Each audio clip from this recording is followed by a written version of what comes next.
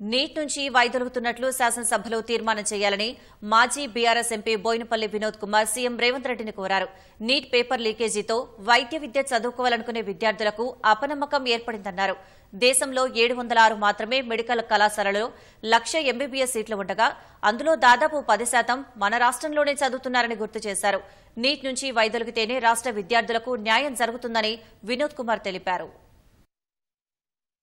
వివిధ కారణాల పట్ల నీటిపైనే ఈరోజు అపనమ్మకం ఏర్పడ్డది. రాష్ట్రంలో ఉన్నటువంటి విద్యార్థులు నీట్ పరీక్ష వల్ల పెద్ద లాభం లేకపోవడం, అదేవిధంగా నష్టపోతున్నారనే అభిప్రాయం కూడా ఉంది. ఈరోజు దేశంలో మరి తమిళనాడు రాష్ట్ర ప్రభుత్వం నిర్ణయం తీసుకుంది, మరి శాసనసభలో తీర్మానం చేయడం జరిగింది. నిన్న వెస్ట్ బెంగాల్ రాష్ట్ర శాసనసభ తీర్మానం చేసింది. ఈ రోజు మరి ఉదయం పూట కర్ణాటక శాసనసభలో కూడా మరి తీర్మానం చేశారు.